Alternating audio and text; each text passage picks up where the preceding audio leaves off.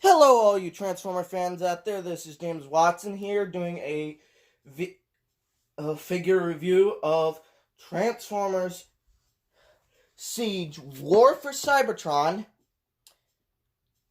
Shockwave. And first and foremost, here is the packaging. I know if you use a black light, you get another image here on the side, and I know that there is a secret image on the bottom of the box. And there's also Lego Golf. But let's take a look at the back. There is the product in both mode, in the quote-unquote robot mode, but I like to use this, just him without the armor, as his robot mode. You do get a hoverboard mode for it. You do get a space jet tank, and of course, there is an Ultra Magnus figure available. But that is enough of the packaging. Let's get over to the meat of the review. Now, I am going to go ahead and sit down, since I have got to do this review. I was standing up so I could get the figure, so that I could get to the packaging easier.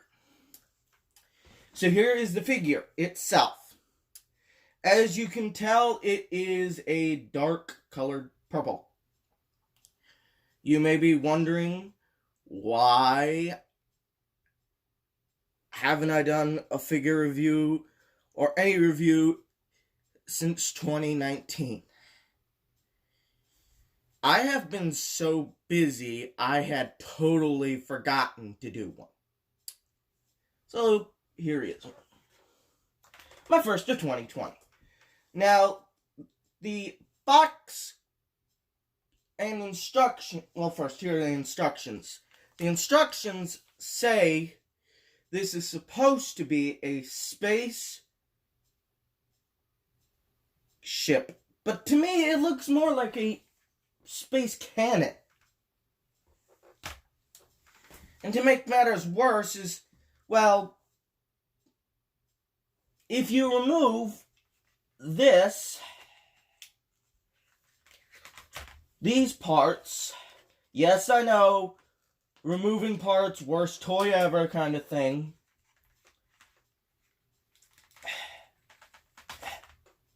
Wow, you really gonna clip in there really well?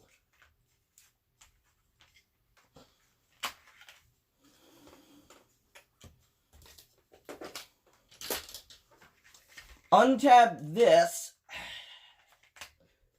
fold these down, and fold up the landing gear, and then tab in the little hose up here, right here. Excuse me, right here.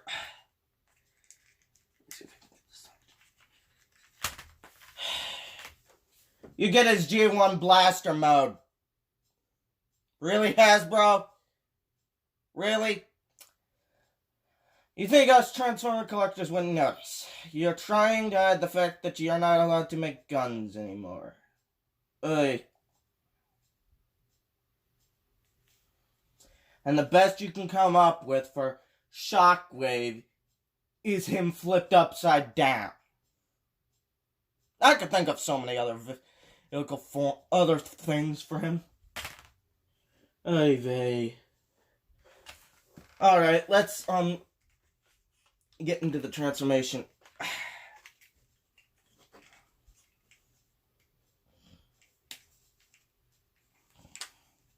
Sorry for pulling him off camera. The hose is kind of a pain in the butt. Oh, one thing I did forget to mention. There's a translucent part right here that allows you to get an eyeball. Kind of look like a cockpit up there. Now for transformation, what you want to do is come here and detab that. Then you want to split it in half.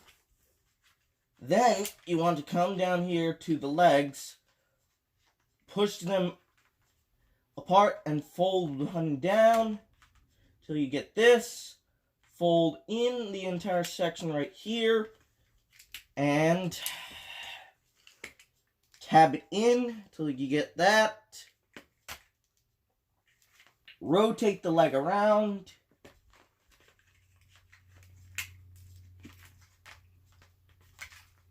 Second verse, pretty much like the first.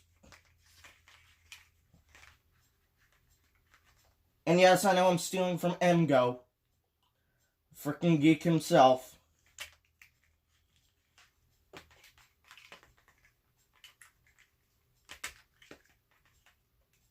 Rotate around. And there you go, there are the legs. Now to get the arms and head out. Now for the first part, well, for the arms, you can do this. Flip this up, then flip out. We'll flip it back. And then you get basically what in the show was, I think, an ion pack. Which I kind of think harkens back to the G1 toy. Then, fold down the arms. Sorry for giving you this angle. Then you can take the hose, and you see this port right here. And you see this little tip here. Plug it in right there.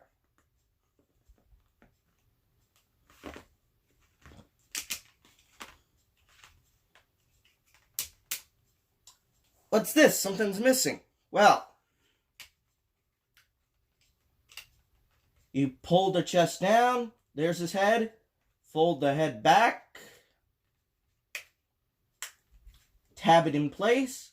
And there you go. There's his regular robot mode.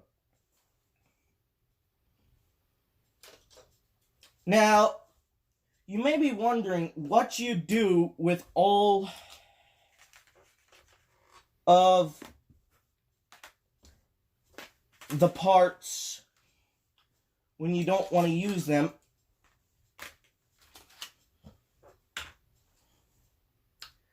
For his robot mode. Well, let's move him off to the side real quick. Well, you can take them, and these you have to fold the wing pieces in.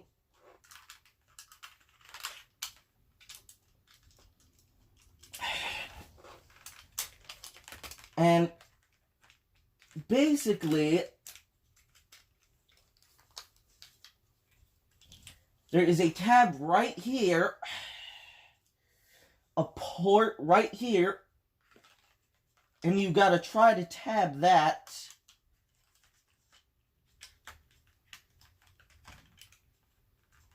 Ah, there you go.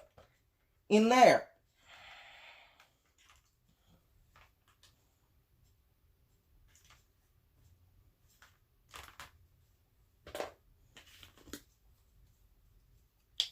Same with the other side.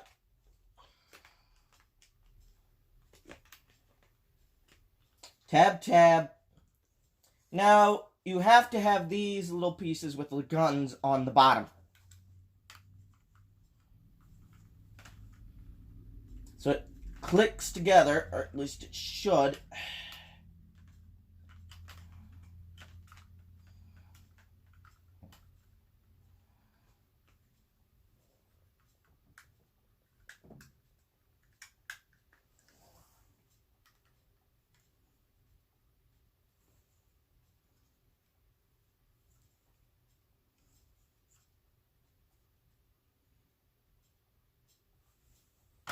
And you get that much done.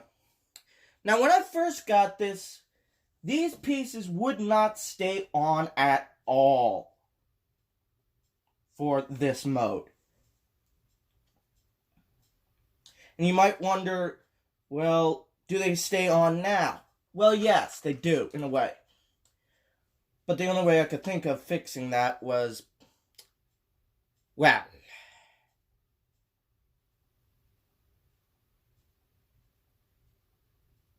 what's the one thing you use at Christmas time? To wrap presents up. That's what I used.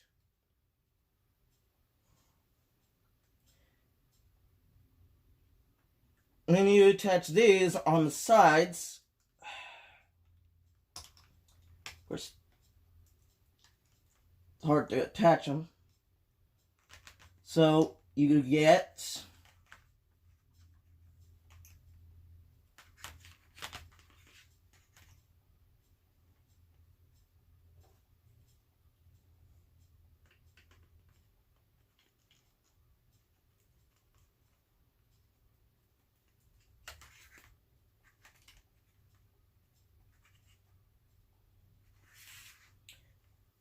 this is supposed to be a hoverboard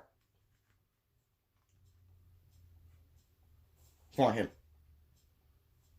He's supposed to be able to ride said hoverboard.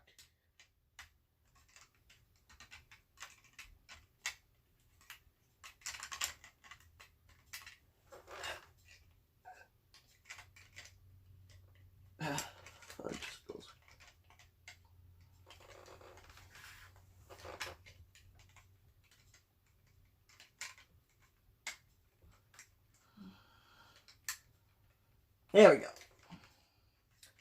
There you go. There he is riding the hoverboard. Honestly, this is kind of silly, but I do appreciate more play value and a way to store all these components when you're not using them.